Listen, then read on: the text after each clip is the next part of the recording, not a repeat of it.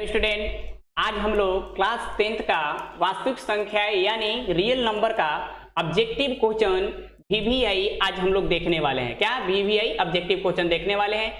आज हम लोग इस एक्सरसाइज का यानी इस लेसन का वास्तविक संख्या का आज हम लोग कितना पार्ट 2 वीडियो है ये। इसके पहले वाले वीडियो में हम लोग 1 से लेकर 25 तक हम लोग क्वेश्चन क्या हल किए हुए थे। आज हम लोग क्वेश्चन नंबर कितना से हल करने वाले हैं, तो 26 से देखने वाले हैं। जो इसके पहले वाले वीडियो नहीं देखे हैं तो जाकर देख ले, इस वीडियो में हम लिंक दे देंगे।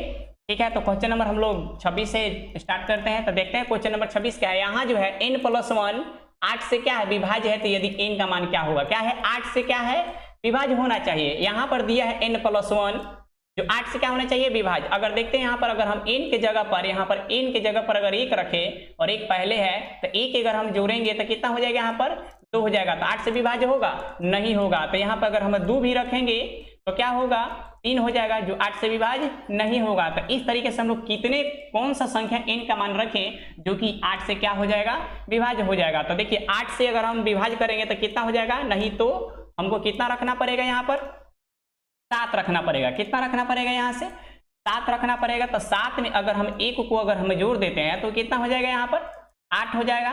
तो 8 से हम विभाज्य कर सकते हैं, देखिए यहाँ पर कट जाएगा।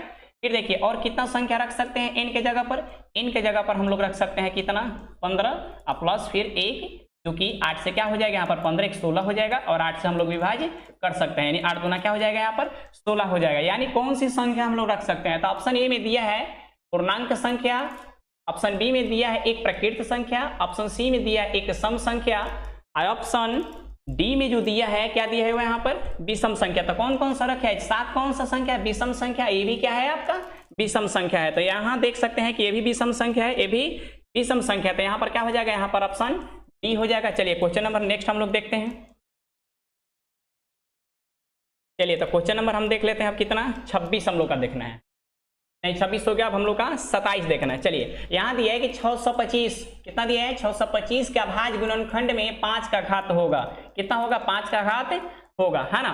चलिए तो यहाँ पर देखते हैं 625 के अभाज्य गुणनखंड में 5 का घात होगा। तो यहाँ पर 600 क्या करेंगे 25 लिख देंगे और गुणनखंड करके देखते हैं यहाँ पर कितना हो जाएगा, 5 एकम 1 हो जाएगा, है ना। फिर बच जाएगा यहाँ पर 1 5 दूना का 10 हो जाएगा, 50 25 हो जाएगा। फिर 5 से देखिए यहाँ पर 5 दूना का 10 और 50 25 हो जाएगा। फिर 5 से देखिए फिर कितना हो जाएगा, 50 25 हो जाएगा। 5 कितना बार आ गया, 1 2 3 4, यानी 5 के पावर क्या हो गया यहाँ पर 4, यानी घात इसी को ना बोलते हैं। तो कितना आंसर हो जाएगा यहाँ पर 5 4 हो जाएगा, है ना। तो यहाँ पर क्या हो जाएगा, यहाँ पर 5 का घात कितना है, यहाँ पर 4 है। तो यहाँ पर क्या हो जाएगा, ऑप्शन डी हो जाएगा। चलिए नेक्स्ट अब हम लोग देखते हैं 28 क्या दिया है कि 38 25 अभाज्य गुणनखंड में 3 का घात होगा। तो सेम क्वेश्चन वही है, यानी 3825 है ना, 3825 है। तो यहाँ क्या है, 3 का अधिकतम घात कितना होगा, 3 का घात कितना होगा, तो 3 से ही लगा देते हैं। तो 3 एकम 1 3 दूना का ये हो जाएगा 6 2 22 हो जाएगा, 3 7 21 हो जाएगा और 3 5 क्या हो जाएगा आपका, ये 15 हो जाएगा।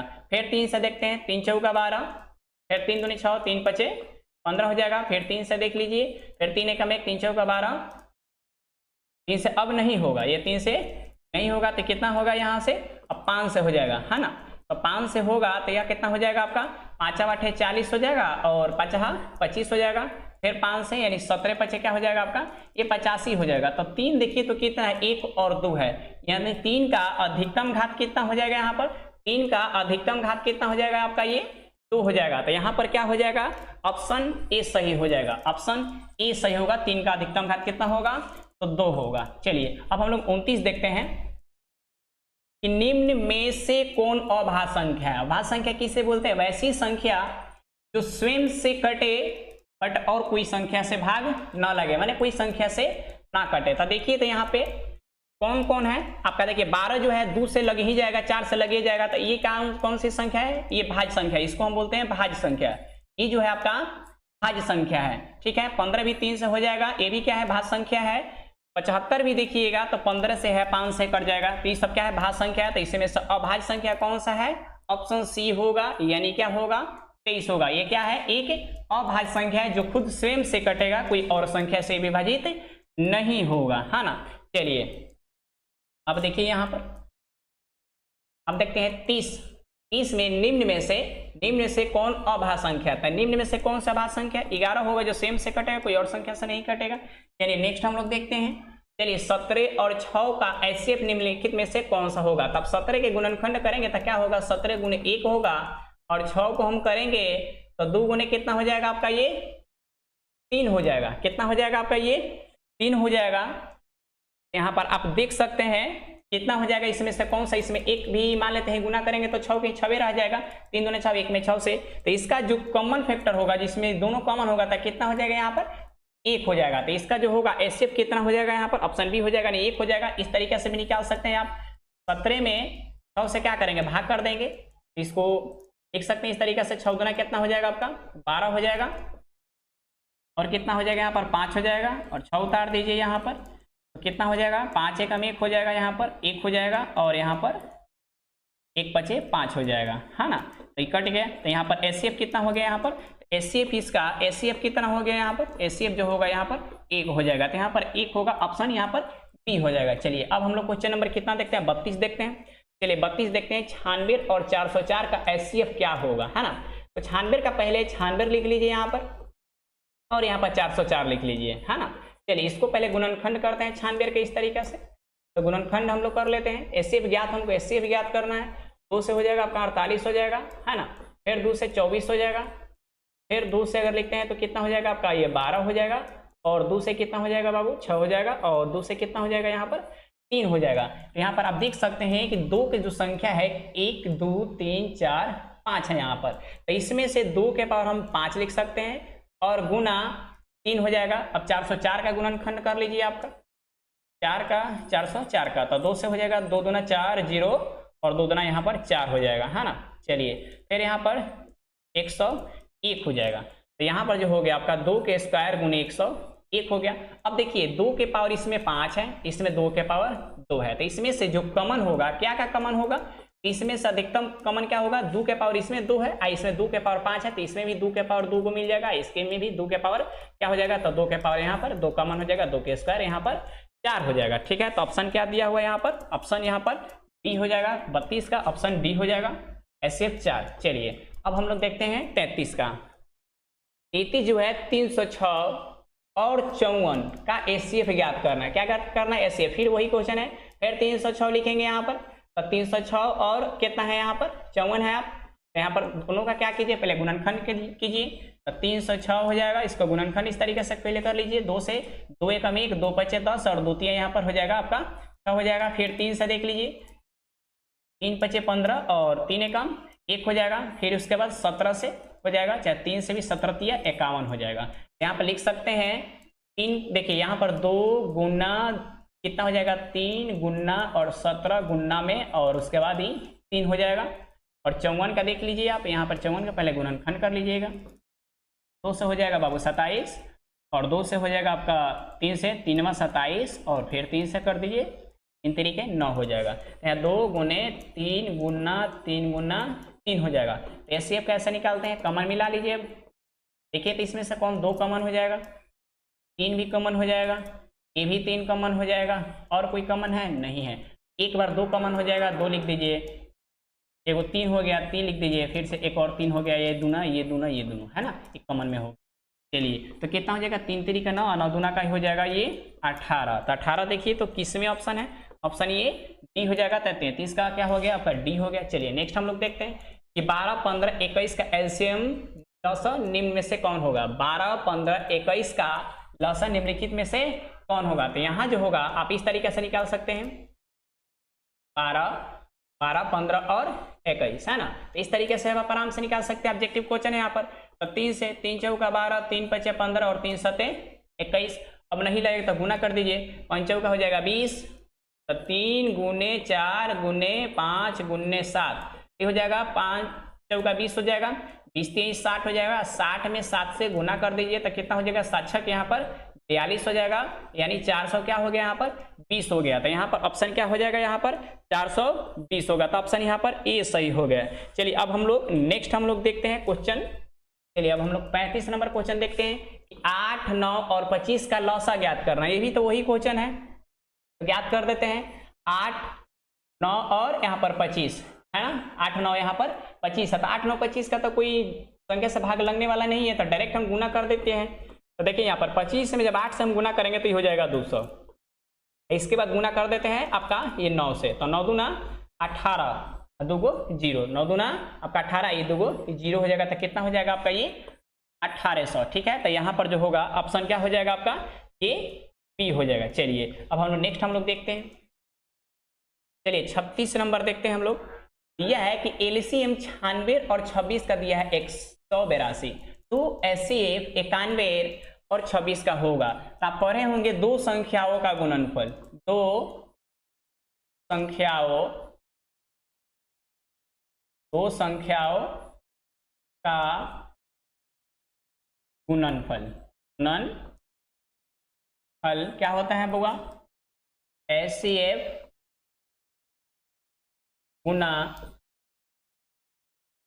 एलसीएम है ना। तो दो संख्या कौन कौन सा, यही है दो संख्या। तो यहाँ पर लिख देंगे 91 गुना 26, दो संख्याओं का गुणनफल।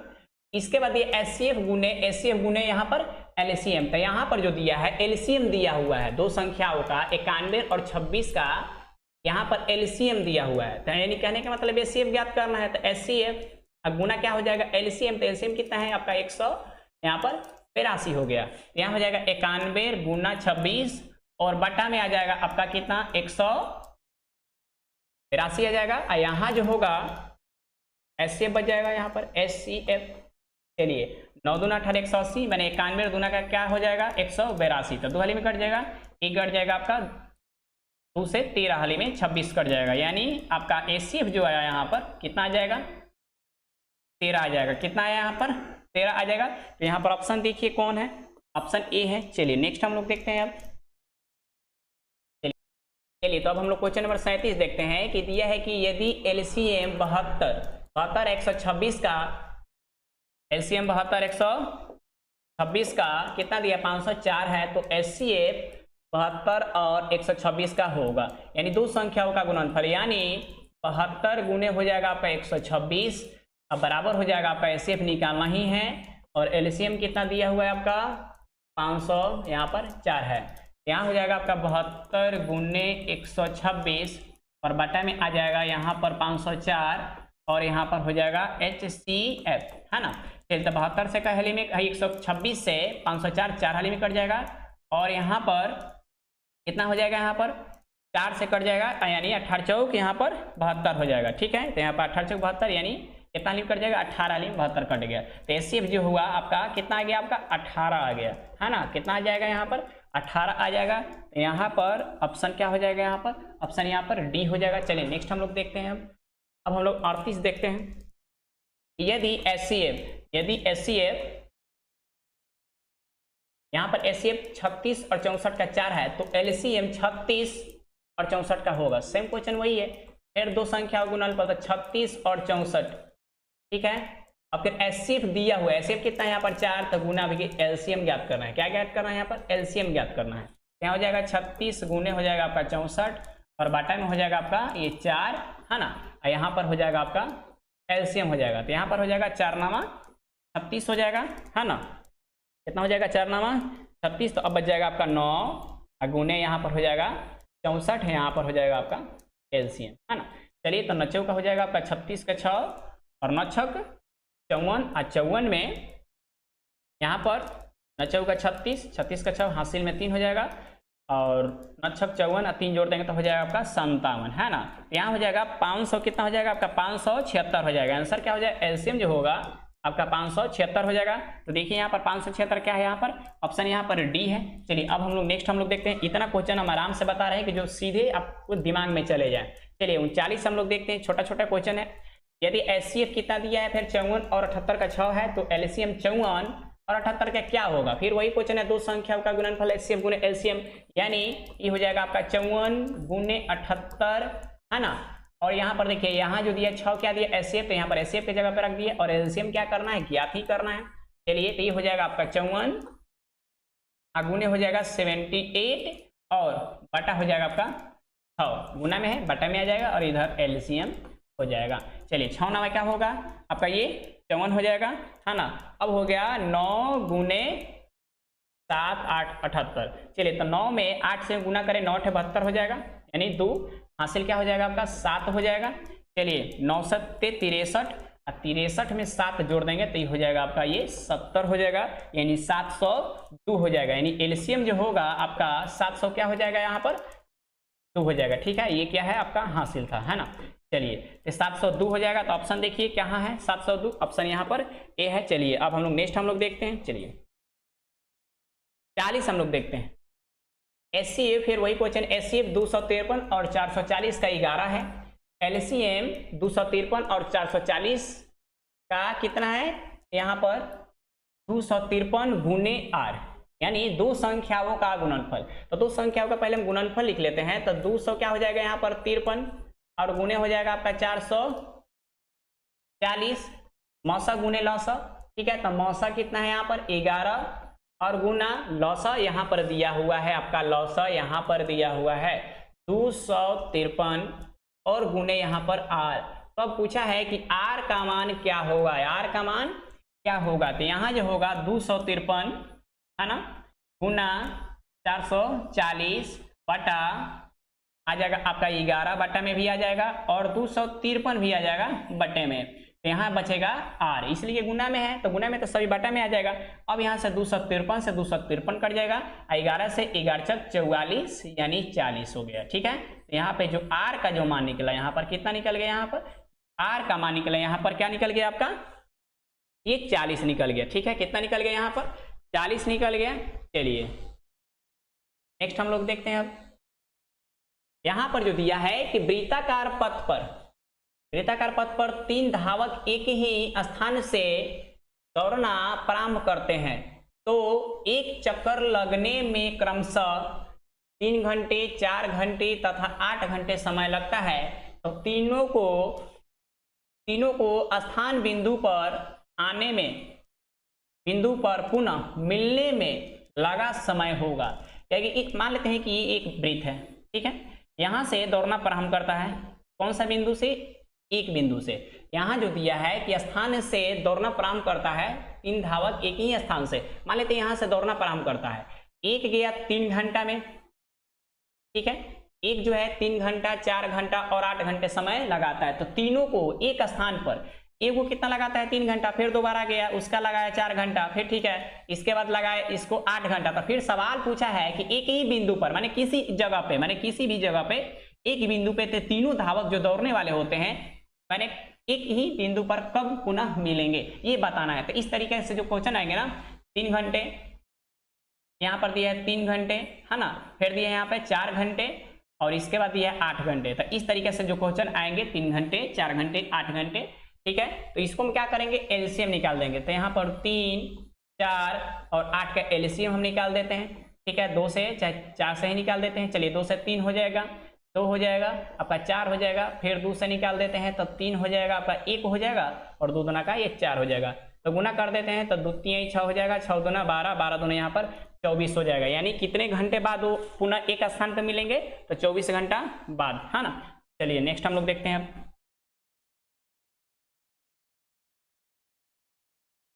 अब सबसे बड़ी संख्या जिसमें 70 तथा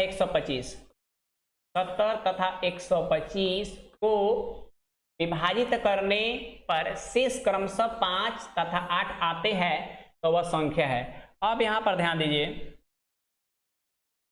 कि अगर हम 65 से भाग देंगे तो 5 तो आ जाएगा, बाकी 125 में अगर हम भाग देंगे तो 8 नहीं आएगा। 13 को अगर हम भाग देते हैं 13 को तो 13 × 5 = 65, यानी इसको हम भाग देंगे तो शेषफल 5 आ जाएगा। अगर 13 से फिर इसको अगर हम भाग देते हैं तो कितना हो जाएगा आपका 13 मैंने 117 घटा देंगे। अगर 125 में से अगर 117 घटा देंगे तो कितना बचेगा, शेषफल 8 बच जाएगा। 13 × 5 = 65, इसमें से अगर घटा देते हैं तो इसमें शेषफल 5 बच जाएगा। 5 और 8 कौन सी संख्या हो जाएगा, तो यहाँ पर ऑप्शन बी हो जाएगा, यानी 13 संख्या हो जाएगा। चलिए अब हम नेक्स्ट हम लोग देखते हैं। नेक्स्ट क्या है कि निम्नलिखित में से कौन परिमेय संख्या है, निम्नलिखित में से कौन परिमेय संख्या। देखिए यहाँ पर परिमेय संख्या कौन कौन सा हो जाएगा। यहाँ पर पहले नंबर देखिए, कलर चेंज कर लेते हैं। तो देखिए √3 से √3 कैंसिल हो जाएगा, तो यहाँ पर केवल क्या बचेगा, यहाँ पर 2 बचेगा। तो ये क्या हो जाएगा आपका परिमेय संख्या है। बाकी A सी और डी क्या है, एक अपरिमेय संख्या, तो यहाँ पर क्या होगा, ऑप्शन बी हो जाएगा। चलिए देखिए निम्नलिखित में से कौन परिमेय संख्या है ना। चलिए तो ये भी देखिए, ये भी अपरिमेय संख्या 81/91, ये भी अपरिमेय संख्या है। 16/23 ये भी क्या है यहाँ पर है। तो यहाँ पर जो है आपका 49/64 क्या है, यहाँ पर 49 का वर्गमूल हो जाएगा 7 और 64 का हो जाएगा 8। तो 7/8 होगा, ये क्या है, एक परिमेय संख्या है। चलिए निम्नलिखित में से कौन परिमेय संख्या, ये भी परिमेय संख्या ही बताना है। नहीं, परिमेय संख्या नहीं है, इसमें से कौन जो है कि परिमेय संख्या नहीं है। तो ई जो है आपका ध्यान दीजिए, ई क्या है, परिमेय संख्या है। ये भी परिमेय संख्या है, ये भी क्या है, एक परिमेय संख्या। क्यों, 3 में 27 हो जाएगा, तो यहाँ जो होगा 1 क्या हो जाएगा, यहाँ पर 3 हो जाएगा। इस कारण से परिमेय संख्या है। अपरिमेय संख्या कौन सा है, ये है अपरिमेय संख्या। ठीक है, तो इसमें से बोला कि परिमेय संख्या कौन नहीं है, तो ये है ऑप्शन सी है ना। चलिए नेक्स्ट हम लोग देखते हैं कि निम्नलिखित में से कौन परिमेय संख्या नहीं है, ये भी बताना है ना।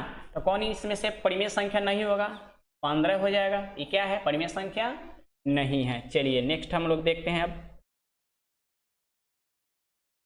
निम्न में से कौन अपरिमेय संख्या, इसमें से अपरिमेय संख्या ही आपको बतलाना है। चलिए तो इसमें सभी हम डिटेल करते हैं। इसमें जो अपरिमेय संख्या बताएं, तो पहले का अगर बनाते हैं तो 1/3 हो जाएगा, जो परिमेय संख्या हो जाएगा।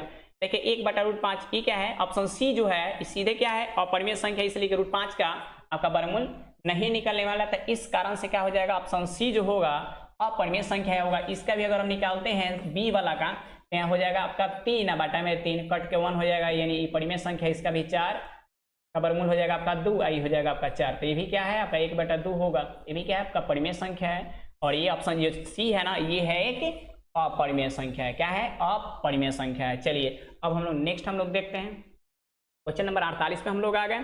चलिए तो देखिए निम्न में से कौन अपरिमेय संख्या है, फिर वही बात है, निम्न में से कौन अपरिमेय संख्या है। तो अपरिमेय संख्या कौन सा हो जाएगा, यहाँ पर ध्यान दीजिए। यहाँ जो होगा आपका सब बता देते हैं, 7 हो जाएगा 101। ठीक है, तो ई हो जाएगा परिमेय संख्या। ठीक है, ऑप्शन बी देखते हैं यहाँ पर, तो 32 का तो वर्गमूल निकलेगा नहीं, लेकिन कट जाएगा। 32 दूना का ही हो जाएगा 64, 32 दूना 64। फिर भी क्या हो जाएगा, एक रूट में 1 में क्या हो जाएगा आपका 2 बचेगा। तो ये केवल 1/√2 क्या हो जाएगा, यहाँ पर अपरिमेय संख्या हो जाएगा। यहाँ भी देख लीजिए ऑप्शन सी हो जाएगा आपका 9, इसका हो जाएगा आपका 3 तरीके हो जाएगा 9, यानी ई हो जाएगा आपका परिमेय संख्या। अब देखिए ऑप्शन डी पर, तो यहाँ पर पहले हम काटते हैं। ठीक है, तो रूट में होगा 8 9 72 हो जाएगा, बटा में 1 हो जाएगा। तो इसका जब हम वर्गमूल निकालेंगे ना यहाँ पे ऑप्शन डी वाला के, तो वर्गमूल 9 का कितना हो जाएगा आपका 3 हो जाएगा, और 1 का 1 हो जाएगा, यानी 3/1 बराबर क्या हो जाएगा 3। तो 3 हो गया, यानी क्या है, परिमेय संख्या है। तो अपरिमेय संख्या कौन सा है, यहाँ पर ऑप्शन डी होगा। ऑप्शन क्या होगा यहाँ पर, डी होगा, एक अपरिमेय संख्या। बाकी सब क्या है यहाँ पर परिमेय संख्या। तो काफी क्वेश्चन ये जो है बड़ी बेटर है, इसलिए कि यहाँ पर ऑप्शन जो डी है कुछ बच्चे जो है कंफ्यूज कर सकते हैं। चलिए 49 हम लोग देखते हैं कि पाई या पाई/2 या 3 पाई या पाई+2 या पाई-3। तो याद रखिए पाई के साथ प्लस हो माइनस हो बटा हो हमेशा क्या होता है, अपने आप में एक अपरिमेय संख्या होता है। तो यहाँ पर ऑप्शन क्या हो जाएगा, बी हो जाएगा। चलिए अब हम लोग देखते हैं कि 3 + √3 3 - √3। देखिए √3 किसी भी संख्या के साथ अगर रूट प्लस में हो, बटा में हो, है ना, या माइनस में हो, अगर उसका परफेक्ट स्क्वायर ना निकले, यानी वर्गमूल ना निकले, तो ऐसी स्थिति में क्या होता है, अपरिमेय संख्या। तो देखिए यहाँ √3 है, यहाँ भी √3 है, तो इस सबका वर्गमूल नहीं निकलने वाला है। ठीक है, तो ये रूट के रूट में ही रह जाएगा। तो ऐसी स्थिति में क्या हो जाएगा, आपका अपरिमेय संख्या हो जाएगा, है ना। तो देखिए एक अपरिमेय संख्या का ऑप्शन यहाँ पर बी है। चलिए 50 हम लोग देखते हैं, 50 तो हो गया। अब 51 हम लोग देखते हैं कि दो परिमेय संख्याओं का बीच कितनी परिमेय संख्या होती है। दो परिमेय संख्याओं के बीच कितनी आपका ये परिमेय संख्या, तो हमेशा भी दो परिमेय संख्या की जो बीच होती है ना, अनंत होती है। कितना होती है, अनंत होती है। चलिए 52 अब हम लोग देखते हैं, यहाँ पे परिमेय संख्याओं का दशमलव प्रसार होता है, परिमेय संख्याओं का। तो यहाँ पर ध्यान देंगे कि परिमेय संख्याओं का आपका जो दशमलव प्रसार होता है, शांत या अशांत आवर्ती होता है। शांत या अशांत आवर्ती होता है, केवल शांत नहीं होता है, शांत या अशांत आवर्ती होता है। क्योंकि जो अशांत होता है इसको हम दो भागों में बांट देते हैं। एक होता है अशांत आवर्ती एक जो होता है अशांत अनावर्ती, क्या होता है? अनावर्ती। तो देखिए जो इसका होता है, मान लेते हैं कि अगर कोई संख्या से अगर हम भाग देते हैं, है ना, कोई संख्या से अगर भाग देते हैं तो 0 कभी कभी ऐसा आ जाए 1.0.12, ठीक है, फिर 1 2, फिर आ जाएगा 1 2 डॉट डॉट करके इस तरीके से आ जाएगा। तो इसको हम लिख सकते हैं ना 12 पे रेखनी लगा सकते हैं। तो ऐसी स्थिति में जो होगा ना, तो ऐसी स्थिति में जो होता है अशांत आवर्ती होता है। कभी कभी क्या करेगा कि ऐसा देगा 0.12, फिर 1 1 2, फिर 1 1 2। तो इस स्थिति में जो होगा क्या हो जाएगा? अशांत अनावर्ती होता है। चलिए आप लोग पढ़े होंगे। चलिए नेक्स्ट हम लोग देखते हैं। तो यहाँ पर जो होगा ऑप्शन बी हो जाएगा। चलिए यहाँ पर ध्यान दीजिए, क्वेश्चन नंबर 53 कि अपरिमेय संख्याओं का दशमलव प्रसार होता है। तो अपरिमेय संख्याओं का दशमलव प्रसार जो होता है अशांत अनावर्ती होगा। क्या होगा? अशांत। यहाँ पे ऑप्शन कौन सा दिया है? ऑप्शन ए दिया है अशांत अनावर्ती। क्या होगा 53 का? तो अपरिमेय संख्याओं का दशमलव प्रसार क्या होता है? तो याद रखेंगे बच्चे कि अशांत अनावर्ती होता है, आवर्ती नहीं, अनावर्ती, है ना। चलिए नेक्स्ट हम लोग ध्यान देते हैं। यहाँ जो है परिमेय संख्या p बटा q में q का अभाज्य गुणनखंड क्या होता है? 2 के पावर m या 5 के पावर n या 2 के पावर m गुना 5 के पावर n, जहां m तथा n कोई धनात्मक पूर्णांक हो तो p और q का दशमलव प्रसार क्या होगा? क्या होगा? अशांत अनावर्ती होगा। क्या होगा यहाँ पर? अशांत। क्या होगा? सॉरी, क्या होता है यहाँ पे? शांत होगा। इसलिए क्या आप पढ़े होंगे कि कोई भी p बटा जो q होता है, p बटा q होगा, इसका अगर हम गुणनखंड करेंगे और 2 के पावर m गुना 5 के पावर अगर m का रूप में आ जाएगा तो क्या होता है दशमलव प्रसार इसका जो होता है शांत होगा। क्या होगा यहाँ पर? शांत होगा। तो यहाँ पर ऑप्शन, यहाँ पर क्या होगा? ए होगा, ऑप्शन ए होगा। चलिए अब हम लोग क्वेश्चन नंबर 55 देखते हैं। यहाँ दिया है कि निम्नलिखित में से किस भिन्न का दशमलव प्रसार शांत होगा? किस भिन्न का दशमलव प्रसार शांत होगा? तो यहाँ जो होगा 3 5 के रूप में नहीं होगा, बी, सी भी नहीं होगा और डी भी नहीं होगा। तो जो यहाँ 11 बटा 8 है तो यहाँ पर 2 के पावर 3 हो जाएगा, है ना। और इसके बाद लिख सकते हैं 5। कोई पूछेगा कि बच्चे, कोई पूछेगा कि 5 क्यों नहीं? तो 5 के पावर क्या होता है? 0। इसका मान क्या होता है? 1 होता है। इस कारण से क्या होगा? ये शांत होगा। क्या होगा? शांत होगा। तो यहाँ पर क्या हो जाएगा? यहाँ पर ऑप्शन ए सही होगा, ऑप्शन ए सही होगा। चलिए अब हम लोग देखते हैं कि निम्न में से किस भिन्न का दशमलव प्रसार शांत होगा? किस भिन्न का दशमलव प्रसार शांत होगा? तो देखिए इसको अगर चेक करते हैं, पहले 9 बटा 15 को ही चेक कर लेते हैं। तो 3 3 के 9 और 3 5 यहाँ पर 15, तो यहाँ पर 3 बटा 5 आइए गया। तो जब 3 बटा 5 आए, 5 के और केवल अगर बाटा में 5 हो जाए या 2 हो जाए या 2 गुने 5 हो जाए, अगर आ जाएगा ना, तो हमेशा क्या होगा? यहाँ पर क्या होगा? यहाँ पर शांत हो जाएगा। क्या होगा? यहाँ पर शांत होगा। तो यहाँ पर जो होगा ऑप्शन ए ही सही हो जाएगा। चलिए अब हम लोग 56 देखते हैं। 56 तो हो गया। 57 देखते हैं कि निम्न में से किस भिन्न का दशमलव प्रसार अशांत होगा? क्या होगा? अशांत होगा। तो यहाँ पर देखते हैं, तो यहाँ पर 5 के रूप में शांत हो जाएगा, ये भी शांत हो जाएगा, ये भी 2 के रूप में शांत हो जाएगा। तो यहाँ पर ऑप्शन डी जो है, यहाँ जो 21 का गुणनखंड करेंगे तो 3 गुने 7 के रूप में होगा। तो ये 2 5 के रूप में नहीं हो रहा है, इसलिए क्या होगा? यहाँ पर जो होगा अशांत होगा। क्या होगा? यहाँ पर अशांत होगा। तो ऑप्शन डी हो जाएगा 57 का, है ना। चलिए नेक्स्ट हम लोग देखते हैं 58। निम्न में से किसका दशमलव प्रसार अशांत आवर्ती होगा? अशांत आवर्ती होगा। तो यहाँ पर ध्यान दीजिए, यहाँ पर शांत जो होगा, पहला नंबर तो ये देखते हैं, तो जो होगा आपका शांत हो जाएगा, ये भी शांत हो जाएगा, ये भी शांत है। तो 100% क्या होगा? ये ऑप्शन डी ही होगा। ठीक है, क्या होगा आपका? अशांत होगा। चलिए